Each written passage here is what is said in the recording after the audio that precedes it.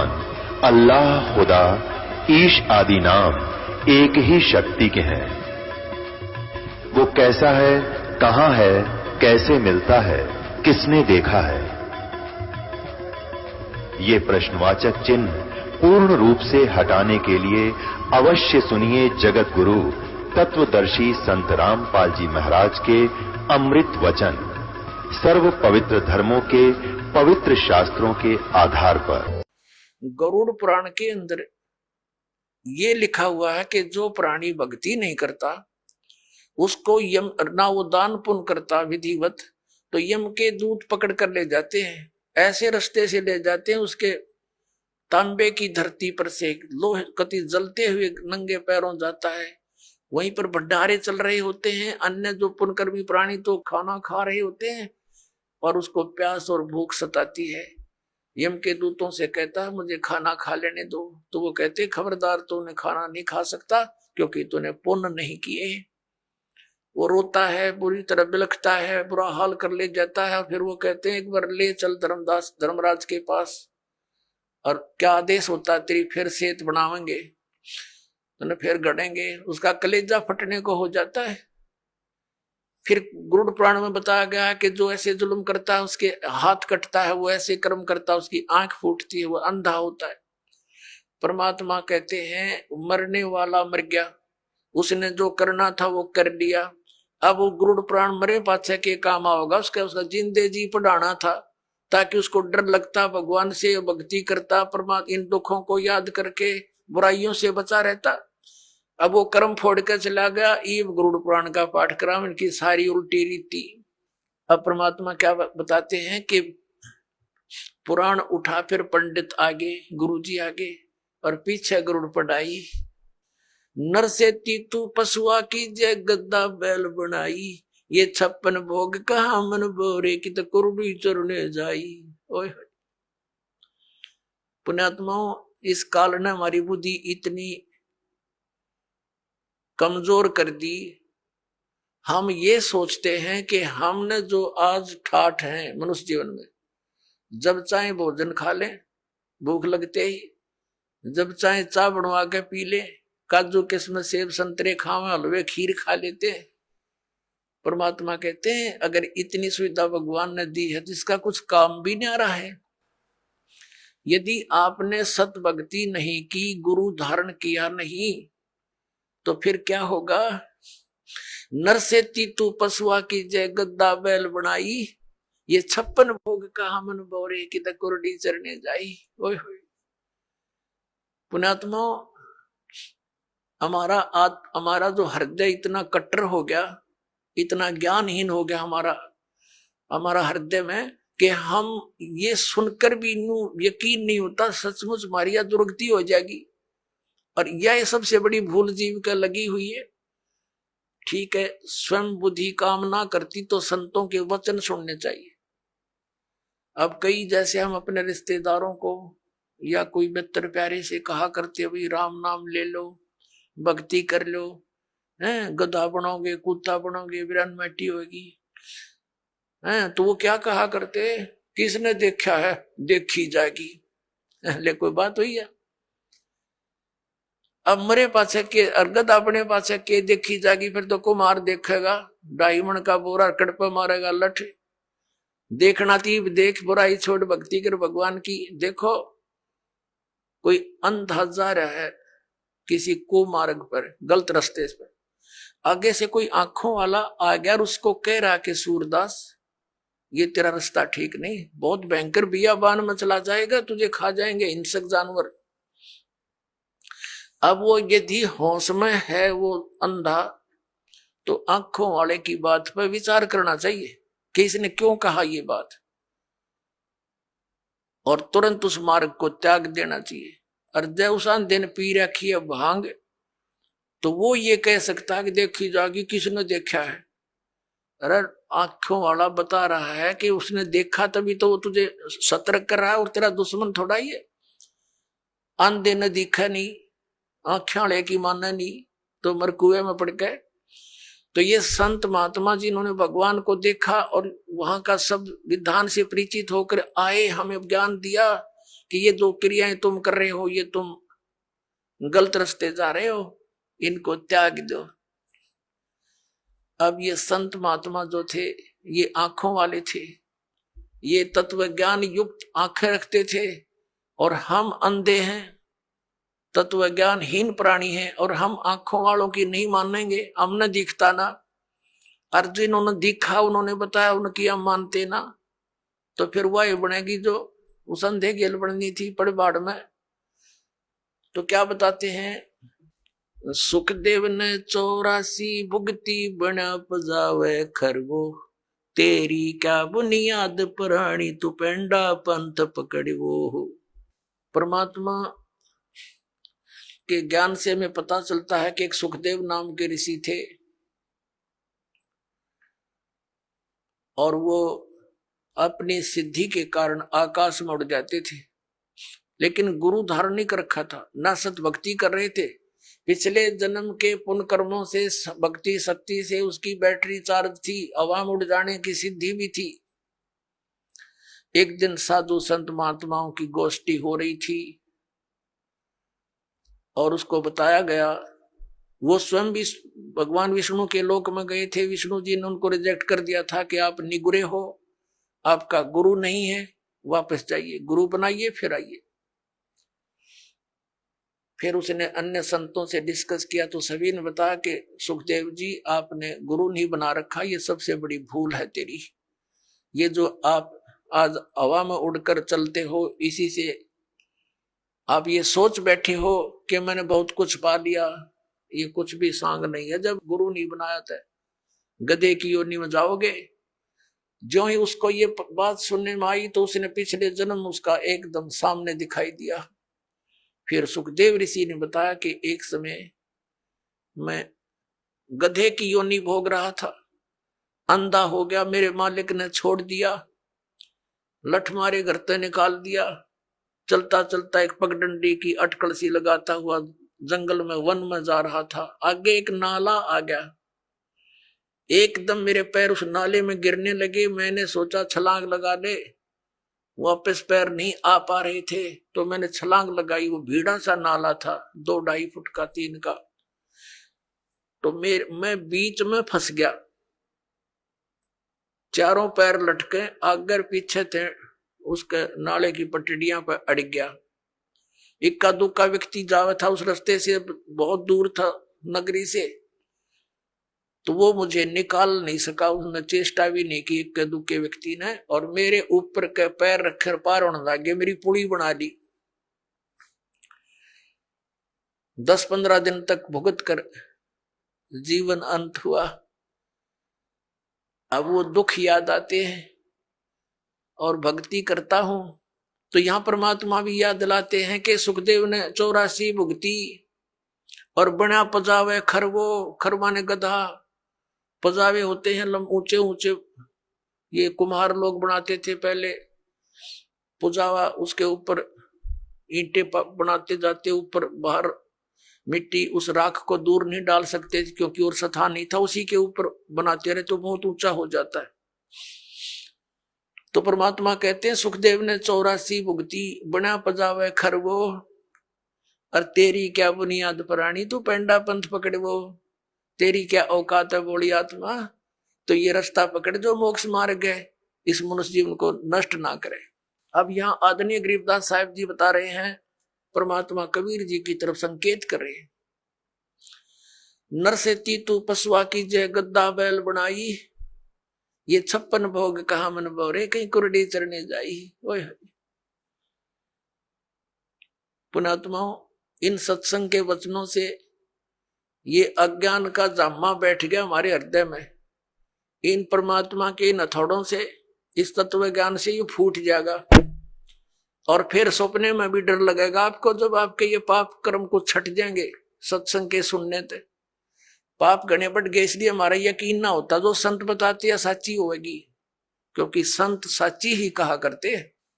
अब आज हम कितना सुंदर आहार करते हैं, और एक छोटे से काम बिना, परमात्मा के नाम बिना, काम करते करते भक्ति करो, चलते फिरते भक्ति करो, ये विधान है।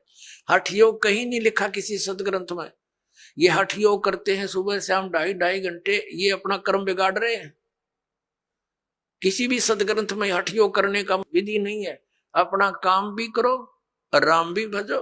नाम उठत नाम बैठत नाम सोवत जागवे, नाम खाते नाम पीते नाम सेती लागवे। फिर क्या बताते हैं भगवान, अपने आत्मा, इस दास का जन्म एक किसान परिवार में हुआ और अब वो पुरानी बातें याद घनी आने लगी जब ये ज्ञान समझ में आ गया। हमारे एक बैल था और उस बैल के पिछले खुरों में इतनी लंबी 1.5 इंच की कील घुस गई और पता लगा नहीं। हाली उसको खेतों में ले गया, सारा दिन हल जोता, इतनी लंबी कील लगी, रात्रि सुबह वक्त से लेकर गया था। पैर में लंग घनी करे बैल, लेकिन रोका नहीं सारा दिन। किस दृष्टिकोण से नहीं रोका कि कई बार बैल के नस पे नस चढ़ जाती है, तो सलाह दिया करते थे उस समय से ये हकीम होया करते कि बैल को ऐसा कोई झटका वटका लग गया होगा जिस कारण से ये लंग कर रहा है, लंगड़ा हुआ है, तो इसको रोकना नहीं चाहिए, काम लेते रहना चाहिए, इसी से ठीक होगा, नहीं तो ये सुन्न हो जाएगा पैर। इस दृष्टिकोण से आली ने सारा दिन प्रयोग किया, उसको रोका नहीं। शाम तक उसका पैर सोजिश होगी, स्वेलिंग होगी और घर पे आ गया जैसे तैसे 3 टांगों को रखता हुआ और आते ही बैठ गया, ना कुछ चारा चरा ना खाया पिया, कुछ भी नहीं, और उठा नहीं। सुबह उठाने लगे तब मुंह खोल लिया और गिर गया बुरी तरह, पैर सूज गया। ऐसे हकीम होया करते उस समय। कोई बुलाया, उसने देखा इसकी सोजिश आ गई, ऊपर घुटनों तक, गोड्डे तक सूज गया पैर, सोजिश होगी। तो उसने बताया कि इसके गोड्डे में बा आ गया, घुटने में बैल के कीला गिरी, खुरों में ट्रीटमेंट घुटने पर होना शुरू हो गया। मालिश करें, उसका पट्टी बांध दी। अब पहले तो वो अफलातून पाक रहा होगा जब मनुष्य था, उसने सोची भी ना होगी अब बिजली गिरेगी तेरे ऊपर। अब बोल कर बता नहीं सकता कहाँ दर्द है, क्या पीड़ा है। 1 महीने तक भुगता रहा, खावे पीवे कुछ नहीं, आंखों से पानी गिरे। 1 महीने के बाद फिर वो अपने आप पक के फूट गया रिस, उसमें से वो मवाद निकलना शुरू हुआ। जब ध्यान गया, अरे तेरे की खुर, ये तो यहाँ कोई डिफेक्ट है। फिर दिखा किसी को, उसने साफ सूफ करके एक चिमटी सी तो देखो कील निकाली इतनी लंबी, तब राहत मिली उस प्राणी को। अब परमात्मा याद दिलाते हैं, कबीर जिव्या तो वाए बली, जो रटे हरि नाम, नहीं तो काट के फेंक दियो ये मुख में भलो ना चामे। परमात्मा कहते हैं जीव तो वाए बली, जो भगवान का नाम से मन जाप करे, उसका गुणगान करे, नहीं तो इस चाम की कोई आवश्यकता नहीं, इस मुंह में इसने काट के फेंक दो, इससे अच्छा था। तो पुणात्मा सत साधना ना करने थे, या जुबान छीन ली जाएगी हमारी, हम बोल के बता नहीं सकते। अब वो बातें दास का याद आने लगी जब परमात्मा का यु ज्ञान समझ में आया। ये आंखें खुल गई, रात की नींद गई, दिन की चैन समाप्त हो गया था। जब तक ये साधना नहीं मिली, और मिलने के बाद फिर सिरदर्द की बाजी ला दी।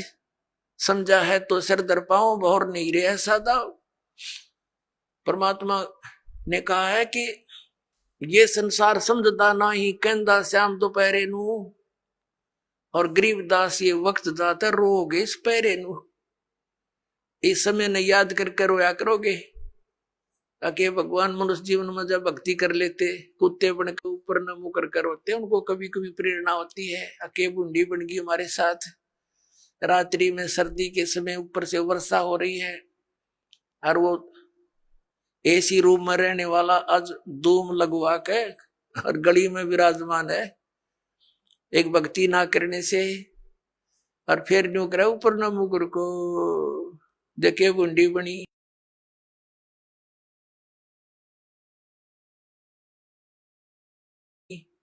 उसको की आत्मा तो वही है जो मनुष्य शरीर में थी, सारी महसूस करते हैं वो।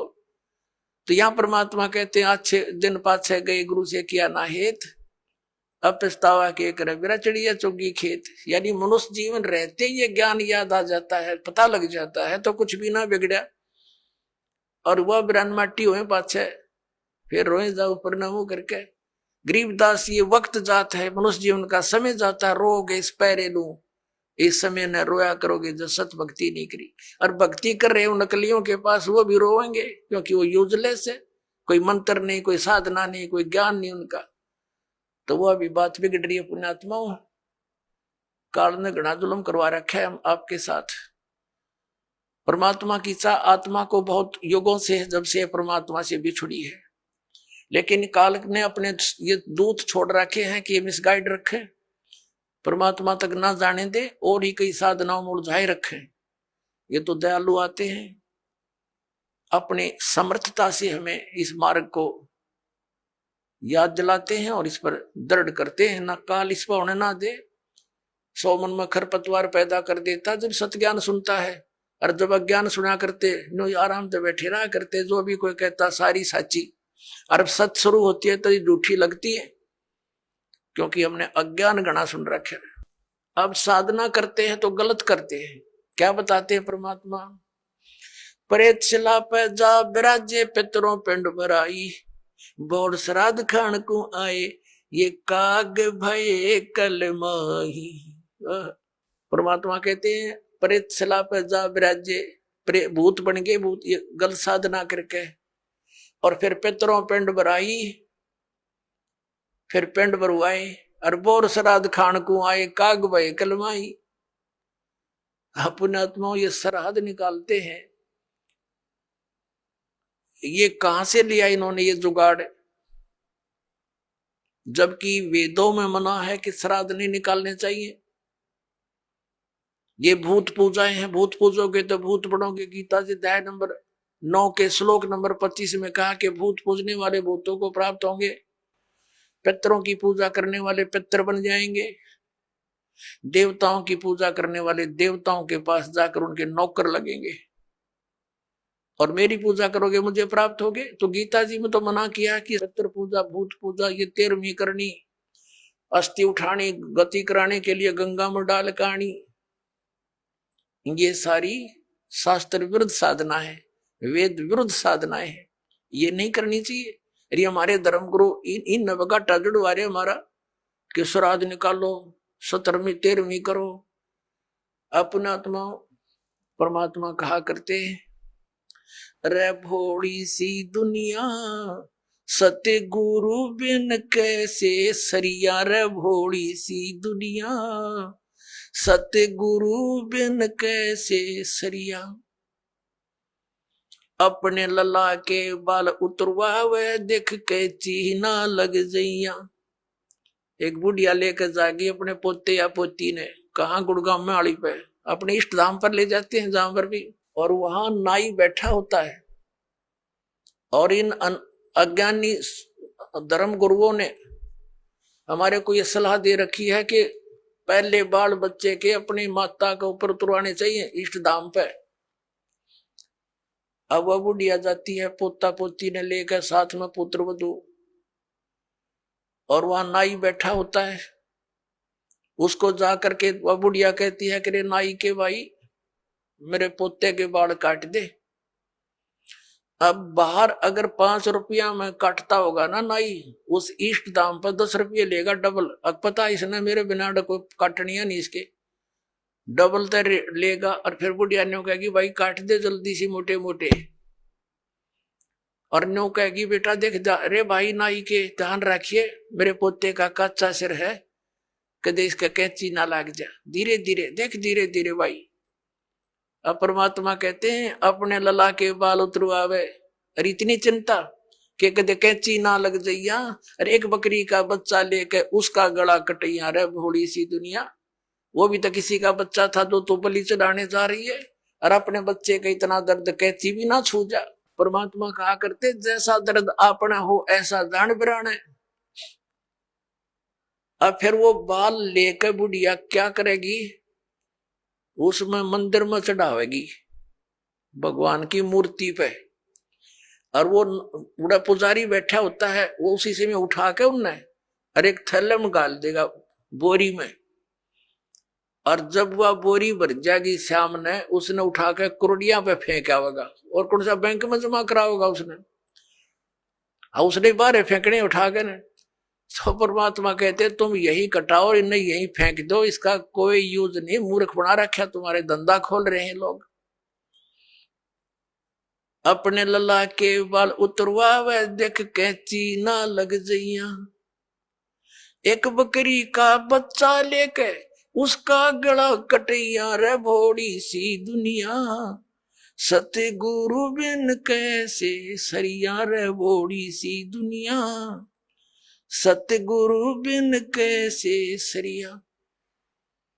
कच्चा पक्का भोजन बनावे फिर माता धोकने गैया, कच्चा पक्का भोजन बना के फिर माता धोकने गैया, उस माता ऊपर कुत्ता मुते वो क्यों ना मर गईया रे भोड़ी सी दुनिया, गुरु बिन कैसे सरिया रे भोड़ी सी दुनिया, गुरु बिन कैसे सरिया।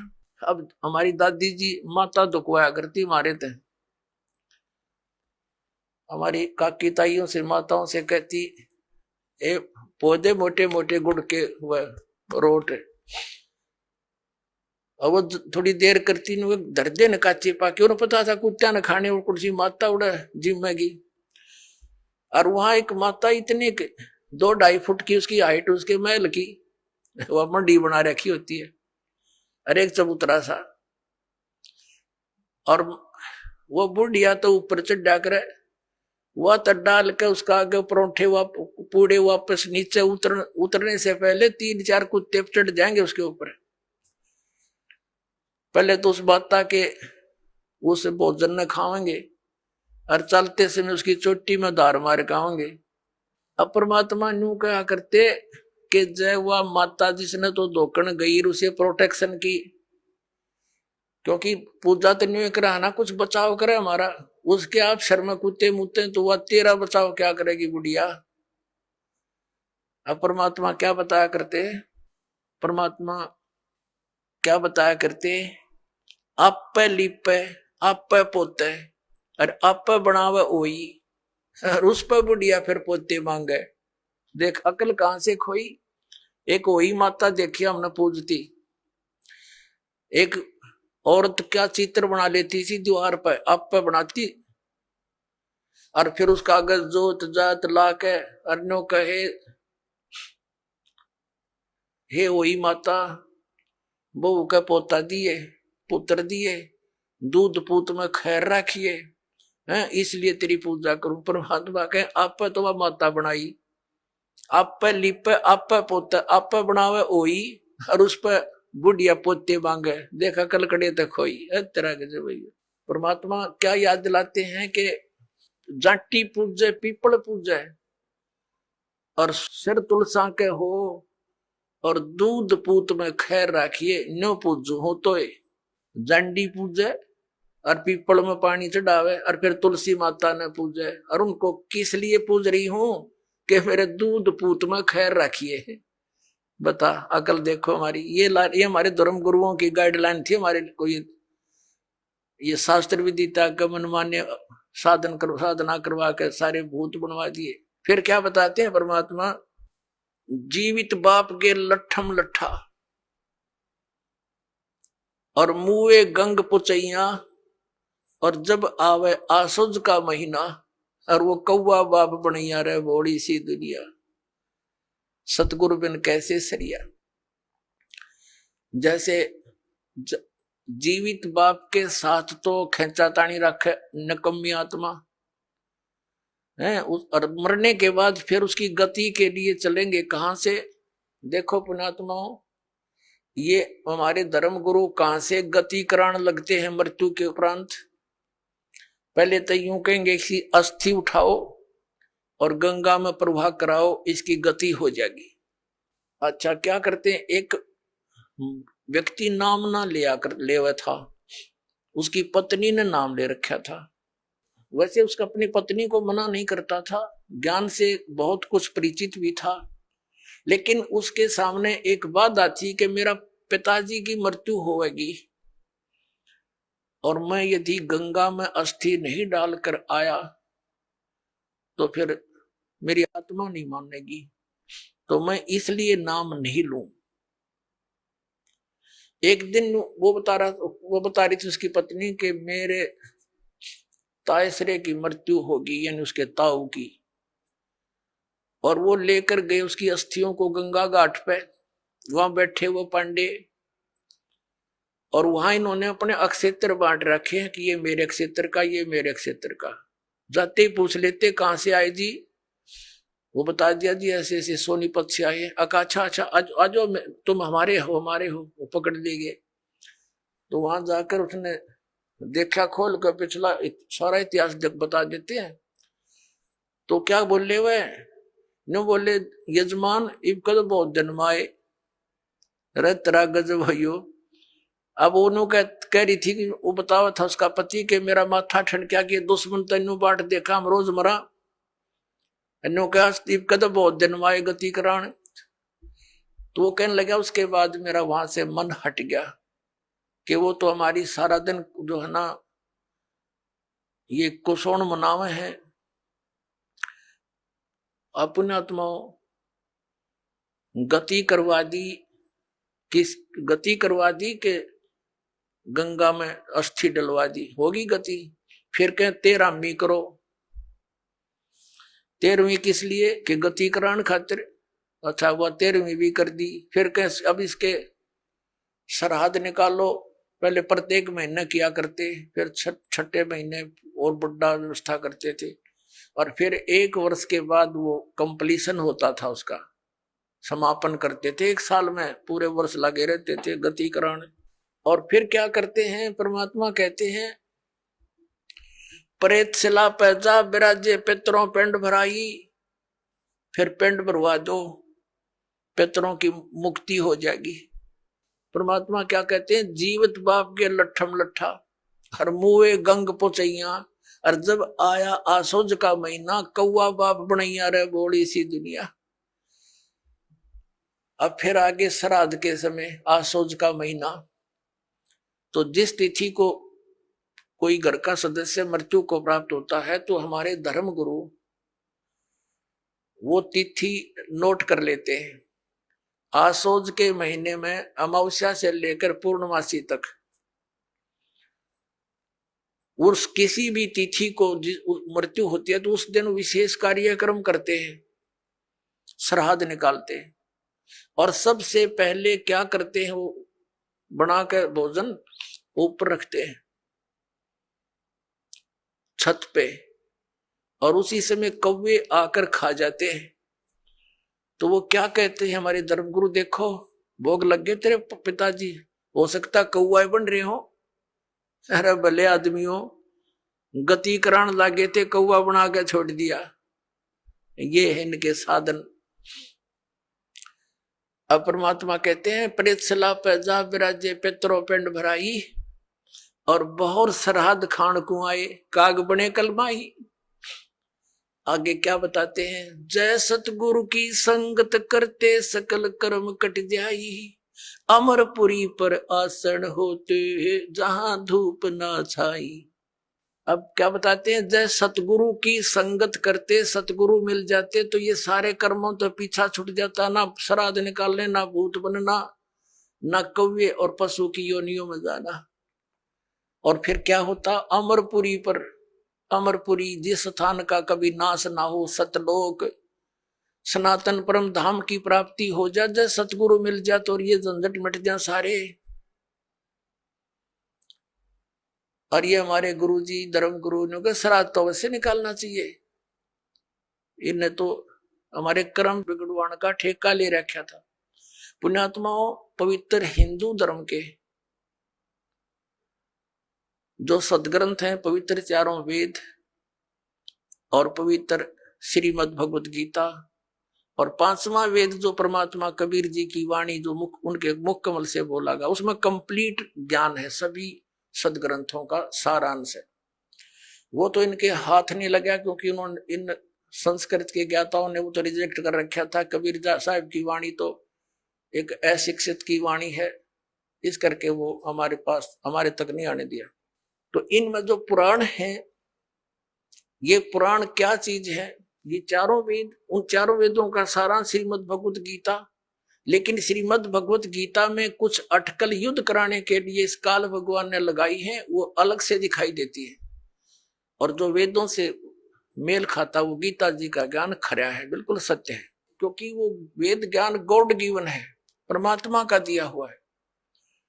तो हमने परमात्मा के आदेश का पालन करना है। और पुराण क्या है? ये ब्रह्मा जी द्वारा दिया गया ज्ञान, ब्रह्मा जी से सुना, फिर कुछ अन्य ऋषियों ने किसी और से सुना हुआ ज्ञान, वो सब खिचड़ी बना के पुराण बना दी। अब वेदों में इन श्राद्ध आदि कर्म कांड का निषेध है, और गीता जी में निषेध 9वें अध्याय के 25वें श्लोक में स्पष्ट किया है, भूत पूजने वाले भूत बनेंगे। ये देखिएगा, श्रीमद् भगवत गीता, गीता प्रेस गोरखपुर से प्रकाशित है, जयदयाल गोविंद का इसके अनुवादक है। अध्याय नंबर 9 का ये है, अध्याय नंबर 9 श्रीमद् भगवत गीता, श्लोक नंबर 25। देवताओं को पूजने वाले देवताओं को प्राप्त होंगे, पितरों को पूजने वाले पितरों को प्राप्त होते हैं, और भूतों को पूजने वाले भूतों को प्राप्त होते हैं, और मेरा पूजन करने वाले मुझको ही प्राप्त होते हैं। अब ये श्राद्ध कितना आगे फिर, अब आपको दिखाते एक झलक पुराणों में क्या लिखा है। एक मार्कंडेय पुराण है। एक रुचि नाम के ब्राह्मण थे, ऋषि, और उसने वेदों को समझा पढ़ा। ये ज्ञानी आत्मा थे कि मनुष्य जीवन केवल मोक्ष प्राप्ति के लिए प्राप्त होता है, इसलिए उसने ना तो विवाह कराया, ब्रह्मचारी पद पर रहते हुए 40 वर्ष की उम्र हो गई थी, और अपना जंगल में वन में रहता था, कोई मकान झोंपड़ी भी नहीं डाल रखी थी। ये सोच करके मोक्ष प्राप्ति करानी है, क्या संग्रह करना है, 2 दिन का जीवन है। अब वो वेदों अनुसार साधना कर रहा था, रुचि ऋषि, और उसके जो पिताजी, दादाजी, परदादाजी, चौथा दादाजी वो मर चुके थे, वह भूत बन रहे थे, और वह भी ऋषि थे, ब्राह्मण थे। उनने भी ये कर्म कांड करे और करवाए थे, तो भूता बनेंगे वह। तो वो चारों दिखाई दिए और कहा, बेटा तूने विवाह क्यों नहीं करवाया? विवाह करवा के तुम हमारा श्राद्ध करता है और हमारी गति हो जाती। अब रुचि कहने लगा कि पितामहो, वेद में तो ये मना कर रखा है, ये श्राद्ध श्रुद्ध निकालना, ये कर्म कांड करना, ये तो मूर्खों का मार्ग है। और वो पितर भी कहते हैं, बेटा है तो ऐसा ही, इसमें कोई संदेह नहीं, मिथ्या नहीं है, सच्चाई है।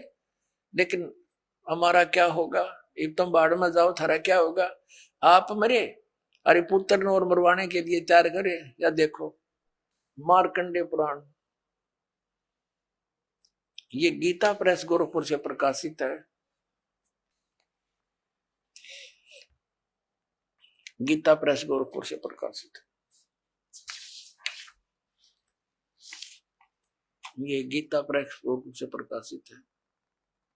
ये 242 पृष्ठ पे संक्षिप्त मार्कंडेय पुराण, रोचे मुनि की उत्पत्ति कथा।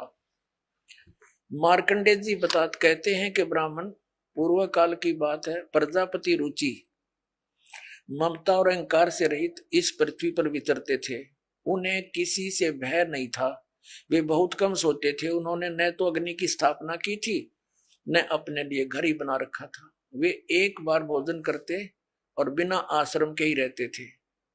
उन्हें सब प्रकार की आसक्तियों से रहित एवं मुनिवर्ती में रहते देख उनके पितरों ने उनसे कहा, ये देखिए चारों आगे भूत बन रहे, ये देखो, ये रुचि ऋषि है, ये इनके पहले बने हुए वो पंडित जी सारे भूत पूज का भूत बन गए। अब ये दिख गए इसने सारे इकट्ठे। पितर बोले, बेटा विवाह स्वर्ग और अपवर्ग का हेतु होने के कारण एक पुण्यमय कार्य है।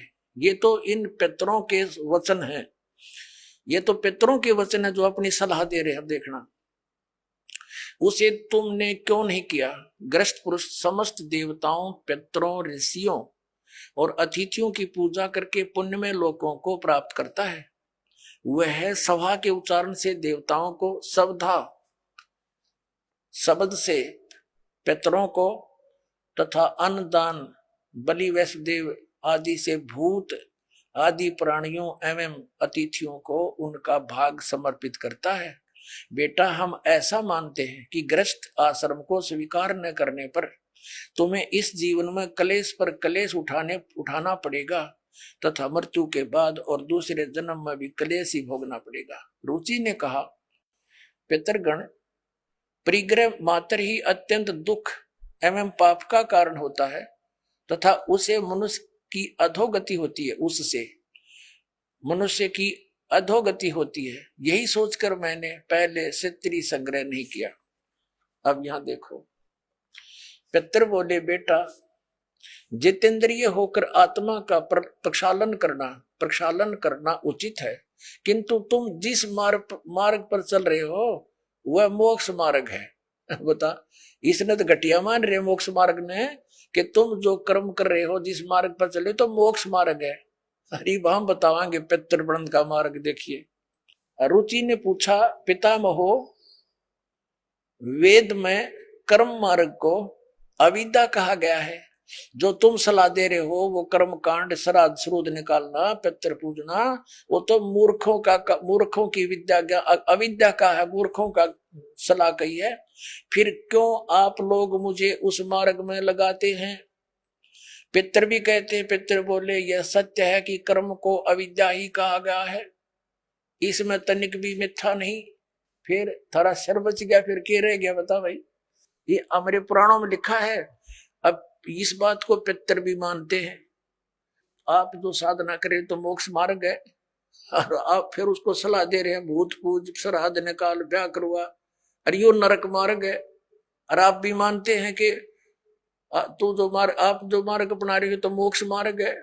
और रुचि कहता है वेद के अंदर तो इसको अविद्या, मूर्खों की साधना बताइए, तो पितर भूत पूजना, श्राद्ध निकालना, और पितर स्वीकार भी कर रहे हैं, कहा ऐसा ही है, इसमें कोई मिथ्या नहीं। फिर ये बकवाद घट रखी, अग्रुम ऐसा कर लो, पितर ऐसा कर देते हैं, पितर पुत्र दे देते हैं, टट्टू दे देते हैं, अपा भूखे मरे, बतावे हम मूर्ख बना रखा है। एक थोड़ी सी झलक दिखाते हैं आपको इसी मार्कंडे पुराण में। इन कहां से ले रखे ये श्राद्धा के सिलसिले। एक मंदालसा नाम की औरत थी, उसने अपने पुत्र को शिक्षा दी, और वह ये ले रहे हैं। देख, मार्कंडे पुराण के अंदर है, यही आपको सुना रहे हैं। ये काशी पृष्ठ से थोड़ा सा लेंगे। मंदालसा बोली महाराज, ये मंदालसा ज्ञान देती बिहारी है। मंदालसा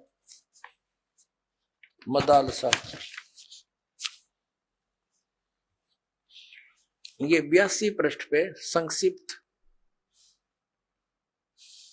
मार्कंडे पुराण, यहां देखिए।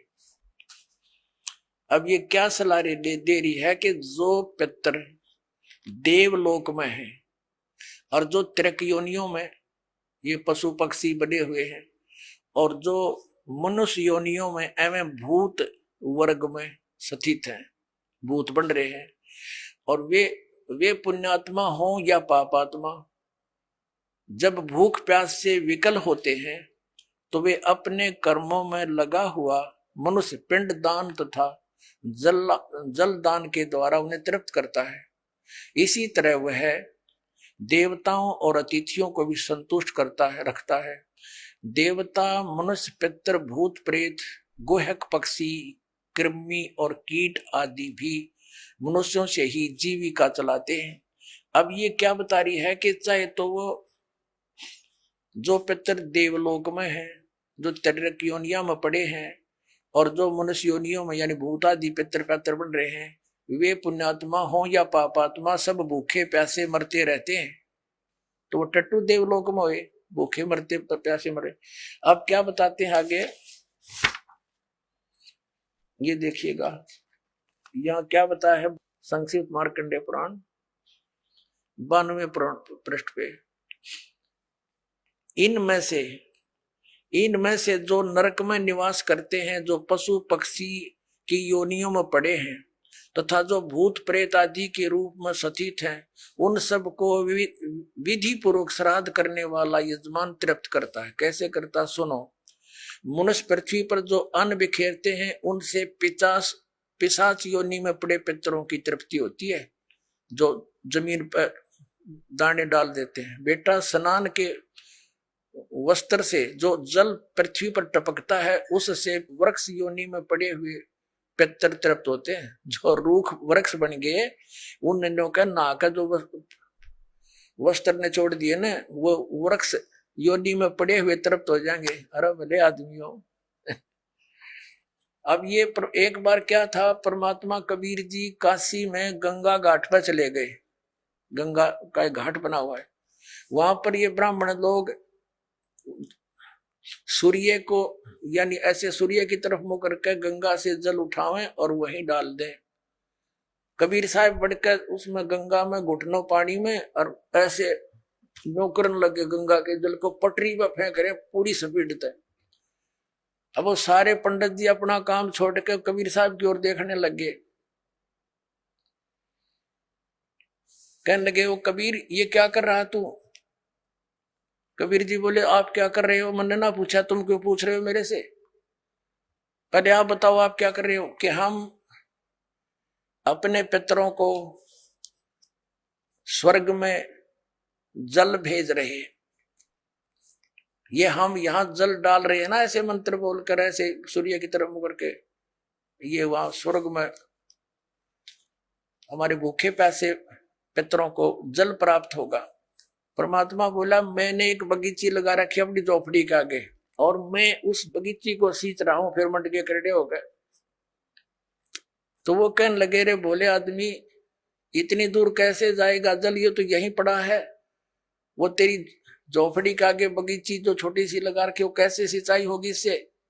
कि 1,00,000 किलोमीटर दूर, मील दूर तुम्हारे पितरों को स्वर्ग में ये पानी मिल सकता है, तो ये 2 किलोमीटर पे क्या दिक्कत आएगी इसको?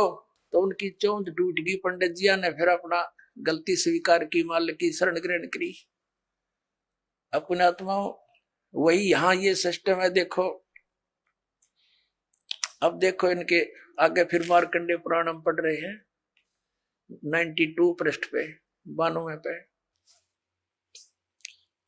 उससे वृक्ष योनि में पड़े हुए पितर तृप्त होते हैं। अच्छा, वृक्ष तो है इतना बड़ा और पानी निचोड़ा कपड़े का उड़ा गंगा के किनारे, बताओ वृक्ष कैसे तृप्त होगा? उसमें तो बाल्टी भर गिरनी पड़ेगी।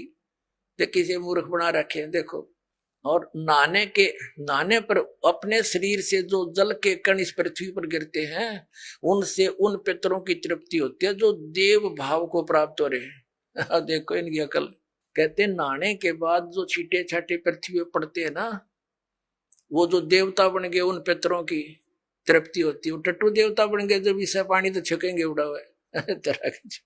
अकल बना मार रखी मारी। देखो देखो, नहाने पर अपने शरीर से जल के कण इस पृथ्वी पर गिरते हैं ना, उनसे उन पितरों की तृप्ति होती है जो देव भाव को प्राप्त हुए हैं, जो देवता बन रहे हैं।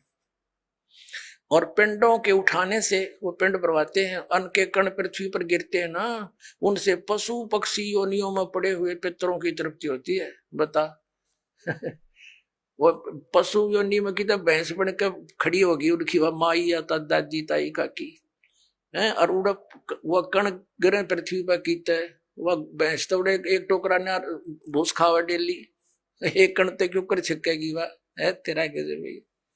देखिए से मूर्ख बना रखा। अब देखो, कुल में बालक जो श्राद्ध कर्म योग्य होकर संस्कार से वंचित रह गए, यानी बचपन में मर गए, श्राद्ध करे नहीं, तो वे बिखरे हुए अन्न और ये समाज जन के जल को ग्रहण करते हैं। ब्राह्मण लोग भोजन करने के बाद हाथ मुंह धोते हैं और चरणों का प्रक्षालन करते हैं, तो उस जल से भी अनन्य पितरों की तृप्ति होती है। बेटा, उत्तम विधि से श्राद्ध करने वाले पुरुषों के अन्य पितर यदि दूसरी योनियों में चले गए हों, तो भी श्राद्ध से उन्हें बड़ी तृप्ति होती है। अनन्य उपार्जित धन से जो श्राद्ध किया जाता है उससे चंडाल आदि योनि में पड़े पितर तृप्त होते हैं। अब जो भूत प्रेत पितर कितने वृक्ष बन गए, कोई भैंस बना खड़ा है, कितने कोई काटड़ा बन रहा है, इन्हों के वो भी तृप्त होंगे। वो थोड़े छक्के दो दो दड़ी खाओ एक कब जब पेट भरे।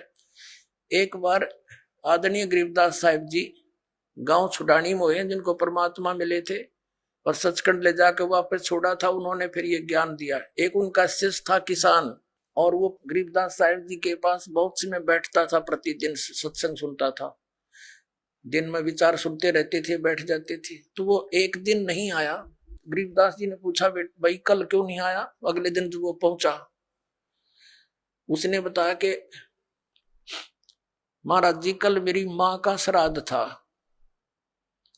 और हमारे गुरुजी वो पंडित जी आए थे, उन्होंने श्राद्ध श्रुत निकाला, उसमें सारा दिन बिजी रहा मैं। कहा अच्छा भाई। फिर कहने लगा जी कल भी नहीं आने पाऊंगा मैं। पर गरीबदास जी ने पूछा कल क्या बात है? कि कल मेरे पिताजी का श्राद्ध है। कहा अच्छा।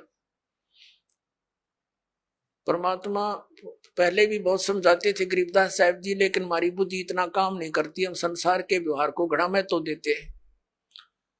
तो कभी गरीबदास जी ने कहा भी एक काम करना बेटा, जब तेरे पिता का श्राद्ध निकाल ले तुम्हारे वो ब्राह्मण जी, उसके बाद 2 व्यक्तियों का खाना ले आना यहाँ पर। अब उस व्यक्ति ने सोचा गुरुजी अपने लिए मंगाते होंगे। जब उनके गुरुजी ने सारा काम कर लिया, तैयारी उसने सब लगा दिया, भोग भाग कौवे काव्य छका दिए, तो बाद में बचे हुए 2 रोटियों का 2 मनुष्यों का खाना लेकर के वो गरीबदास जी के मकान में आ गया। गरीबदास जी भी गृहस्थी थे, बाल बच्चेदार थे, किसान थे, लेकिन परमात्मा से परिचित हो चुके थे, तत्व ज्ञान से परिचित थे। उस भगत का ही खेत था, उसमें एक जोड़ी थी, छोटा सा तालाब जिसको लेट बोले। जब वो व्यक्ति लेकर आ गया 2 मनुष्यों का भोजन, गरीबदास जी कहने लगे आजा मेरे पीछे पीछे। अब उस व्यक्ति ने सोचा खेतों में कोई साधु संत आए होंगे, इनसे मिलने आते रहते हैं। वहां जाकर उस लेट से, उस जोहड़ से 1 किलोमीटर दूर उस खेतों में जो तालाब होते थे छोटे छोटे, पशुओं के पानी के लिए उसमें स्टोर कर लेते थे जल, तो उसके चारों तरफ झुंड खड़े हो जाते थे, झाड़ बोझड़े कांटेदार झाड़ियों के गुच्छे से बन जाते थे। उससे 200 फुट दूरी पर बैठ के गरीबदास जी भी वो लड़का व्यक्ति बैठा लिया और वहां कहा, आवाज लगाई उसकी माता और पिता का नाम लेकर, और उनसे कहा कि आ जाओ तुम्हारा पुत्र भोजन लाया है। उसमें से एक गीदड़ और गीदड़ी निकल कर आए और वहां आकर खड़े हो गए, और लीला थी गरीबदास साहिब जी की, और कहा बेटा ये तेरी माँ, ये तेरा बाबू, ये तेरा पिताजी, इन्हें खिला भोजन। वो दर दिया खोल कर उसने। अब वो छक गए दोनों, 1 मिनट खा गए फटाफट और खा कर भाग गए। अब गरीबदास जी बोले कि तुम्हारे गुरुजी क्या कह रहे थे कि 1 दिन के भोजन खिलाने से और 1 वर्ष तक तुम्हारे पिताजी पितर जो जिस भी योनि में है वो तृप्त रहेंगे। अखा जी ऐसे कह रहे थे, ये दोनों भूखे मरे थे, खा गए सारे ने, और भोगते ला के आए हो तुम्हें। अखा जी उस दिन पीछे कान पकड़ दिया कि जी बाढ़ में जाओ, ये तो बकवाद है सारी। तो छोड़ दी सारी वो लोकवेद और दंत कथा, मनमाना आचरण उस प्यारी आत्मा ने। तो पुण्यात्माओं, परमात्मा कहा करते थे कि तुम 1 दिन तो आहार करा देते हो, मान लीजिए तुम्हारी बात बड़ी करें, और तुम्हारे पिताजी या माताजी जब जीवित थे दिन में 2-2 बार तो पक्का रोटी खाते थे। अरे तुमको 1 दिन के खाने से 364 दिन कोई जरूरत नहीं, ये कोई संभव बात है तुम्हारी? 1 दिन तुमने भोग लगा दिया, 364 दिन क्या खाएंगे वो? मान लीजिए तुम्हारे पिता काग बन गए, कौवे, तो रोज भोग ला दो उनका, 2 रोटी तोड़ के ऊपर रोज फेंक दो ताकि उनका पेट भरा रहे। 1 दिन ये फंड करने से कोई फायदा नहीं। कहने का भाव यह है कि वो तो जो बन चुके। अब पुण्यात्माओं, जब हम सत भक्ति करेंगे और इस साधना के करने से आपके जो पितृ भूत प्रेत आदि बने हुए हैं, और चाहे वो किसी योनि में है, ये पितृ वाली सिस्टम में, तो उनकी भी मोक्ष हो जाएगा आपकी भक्ति करने से। अपने आत्मा ये सत्कर मान लेना, ये दास आपको समय अनुसार सब क्रियाएं बताएगा। इन एडवांस करने से आप अपना कर्म बिगाड़ बैठोगे। आप अपनी भक्ति करते रहो और समय आने पर ये सब आपके पितृ वगैरह भी इस साधना से ही इनकी मुक्ति हो जाएगी। अब क्या होता है, जैसे इन्हीं पुराणों में लिखा है कि 1000 ब्राह्मण भोजन कर रहे हो। जैसे इन्होंने पितरों की और भूतों की श्राद्ध की वो विधि बता रखी है। पितरों के लिए भोजन कराओ, ब्राह्मणों को तो ऑड नंबर में हो, जैसे 1, 3, 7 यानी 5, 7 ऐसे हो, और बाकी इवन नंबर में हो, ऐसी संख्या में जमाने चाहिए। और इसी विष्णु पुराण में लिखा है कि 1000 ब्राह्मण जिमते हो, भोजन कर रहे हो, और उनके सामने एक योगी माने भगत, सच्चा भगत, सत्साधक, सत साधना करने वाला, परम अक्षर परमात्मा का जो साधक है वो वास्तव में भगत योगी होता है। योगी का अर्थ ये नहीं ये पेट का पानी हला के दिखा दे आसन उसन कर रहा हो ना, ये योगी नहीं, ये तो एक प्राकृतिक चिकित्सक कह सकते हैं, वो योगी है। योगी का अर्थ होता है भक्त, परमात्मा से